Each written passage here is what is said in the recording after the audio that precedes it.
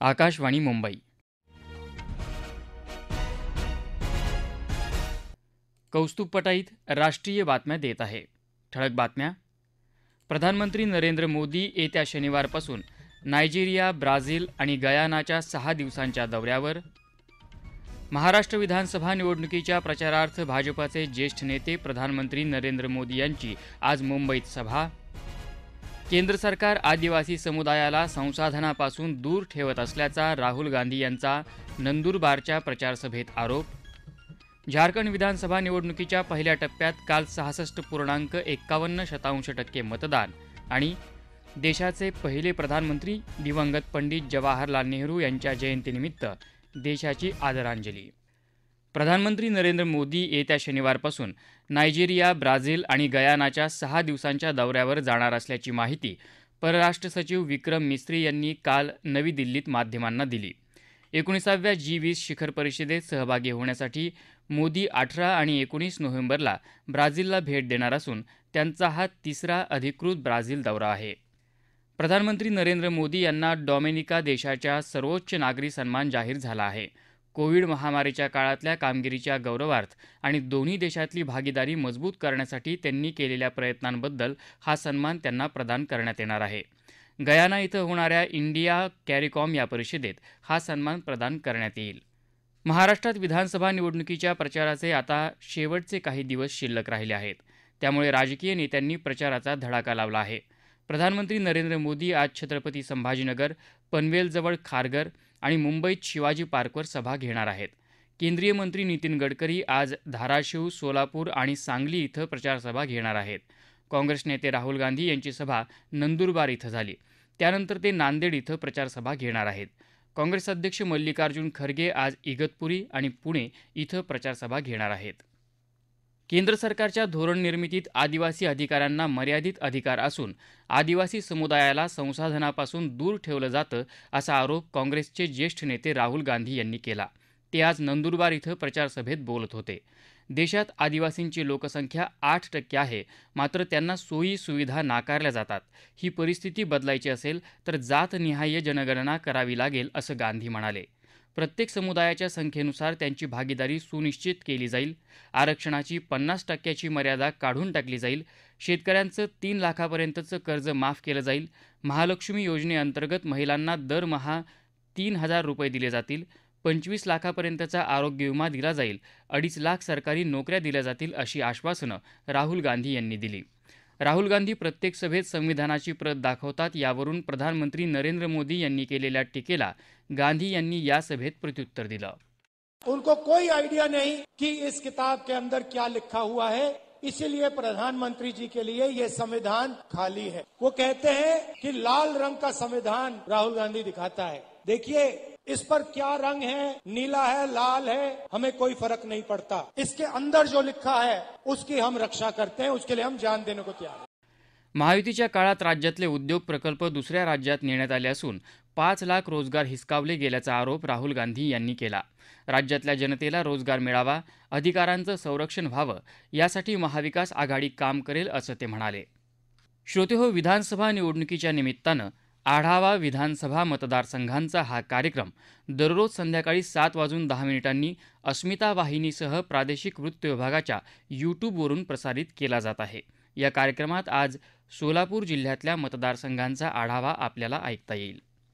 विधानसभा निवडणुकीसाठी 20 नोव्हेंबरला मतदारांनी आपला हक्क बजावत मतदान करण्याचं आवाहन अभिनेत्री सीमा देशमुख यांनी केलं आहे. माझी आपल्याला सर्वांना विनंती आहे की मतदान अवश्य करा. मतदान हा आपला हक्क आणि कर्तव्य दोन्ही आहे. आपल्याला जर बदल घडवायचा असेल किंवा आपल्याला आपले लोकप्रतिनिधी जबाबदारीने निवडायचे असतील तर मतदान करणं हे आपलं कर्तव्य आहे आणि ते पार पाडलंच पाहिजे. मी माझ्या कुटुंबासहित नेहमीच मतदान करते.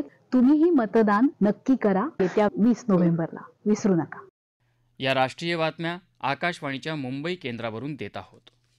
झारखंडमध्ये विधानसभा निवडणुकीच्या पहिल्या टप्प्यात 15 जिल्ह्यातल्या 43 मतदारसंघांमध्ये काल 66.51% मतदान झालं.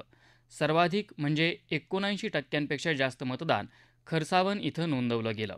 काल 683 उमेदवारांचं राजकीय भवितव्य मतपेटीत बंद झालं. सरायकेलामधून भाजपचे माजी मुख्यमंत्री चंपाई सोरेन, रांचीमधून राज्यसभा खासदार आणि झारखंड मुक्ती मोर्चाचे उमेदवार महुआ माझी, लोहरदगामधून काँग्रेसचे रामेश्वर ओराव, जमशेदपूर पश्चिममधून जनता दल युनायटेडचे सरयू राय तसंच ईचागडमधून आजसूचे हरेलाल महतो अशा महत्त्वाच्या उमेदवारांचं भवितव्य या निवडणुकीत ठरणार आहे. 20 नोव्हेंबर रोजी दुसऱ्या टप्प्यातलं मतदान होणार असून 23 नोव्हेंबर रोजी मतमोजणी होणार आहे. 10 राज्यातल्या 31 विधानसभा मतदारसंघ आणि केरळातल्या वायनाड लोकसभा मतदारसंघातल्या पोटनिवडणुकीसाठीही काल मतदान झालं. यामध्ये राजस्थानातले 7, पश्चिम बंगालमधले 6, आसाममधले 5, बिहारमधले 4, कर्नाटकातले 3 आणि मध्य प्रदेशातल्या 2 जागांचा समावेश आहे. याशिवाय केरळ, छत्तीसगड, गुजरात आणि मेघालयमध्ये विधानसभेच्या प्रत्येकी एका जागेसाठी काल मतदान झालं. केरळच्या वायनाड लोकसभा मतदारसंघासाठी झालेल्या पोटनिवडणुकीत सुमारे 65% मतदान झालं. देशाचे पहिले प्रधानमंत्री दिवंगत पंडित जवाहरलाल नेहरू यांच्या जयंतीनिमित्त देश आदरांजली वाहत आहे. प्रधानमंत्री नरेंद्र मोदी यांनी नेहरू यांना आदरांजली वाहणारा संदेश समाजमाध्यमावर प्रसिद्ध केला आहे. महाराष्ट्राचे राज्यपाल CP राधाकृष्णन यांनी मुंबईत राजभवन इथं पंडित नेहरूंच्या प्रतिमेला पुष्पांजली अर्पण करून अभिवादन केलं. राजभवनातल्या अधिकारी आणि कर्मचाऱ्यांनी देखील पंडित नेहरू यांना आदरांजली वाहिली आहे. श्रीलंकेत सार्वत्रिक निवडणुकीसाठी आज मतदान सुरू आहे. सकाळी 10 वाजेपर्यंत 28% मतदान झालं होतं. अध्यक्ष अनुरा कुमार दिसानायके, प्रधानमंत्री डॉक्टर हरिणी अमरसूर्या, माजी अध्यक्ष रानिल विक्रमसिंघे, साजिद प्रेमदासा यांनी मतदानाचा हक्क बजावला. माजी खासदार प्रज्ञासिंह ठाकूर यांना मुंबई NIAच्या विशेष न्यायालयानं वॉरंट जारी केलं आहे. मालेगाव बॉम्बस्फोट प्रकरणातल्या अंतिम सुनावणीला प्रज्ञा ठाकूर गैरहजर राहिल्या, त्यामुळे हे वॉरंट जारी करण्यात आलं आहे. प्रज्ञासिंह यांना जारी केलेलं गेल्या 8 दिवसातलं हे दुसरं वॉरंट आहे. अमेरिकन संसद म्हणजेच काँग्रेसच्या अध्यक्षपदी माईक जॉन्सन यांची रिपब्लिकन पक्षाचे उमेदवार म्हणून निवड करण्यात आली आहे. रिपब्लिकन पक्षाच्या बैठकीत नवनिर्वाचित अध्यक्ष डोनाल्ड ट्रम्प यांनी त्यांच्या नावाला पाठिंबा दिला आहे. माईक जॉन्सन यांना पुढच्या वर्षी जानेवारी महिन्यात होणाऱ्या 435 सदस्यांच्या सभागृहात बहुमत मिळवावं लागेल. त्यानंतर त्यांची अध्यक्षपदी नियुक्ती होईल. NIA अर्थात राष्ट्रीय तपास यंत्रणेनं लष्कर-ए-तैयबा या दहशतवादी संघटनेशी संबंधित एका आरोपीच्या स्थावर मालमत्तेवर टाच आणली आहे.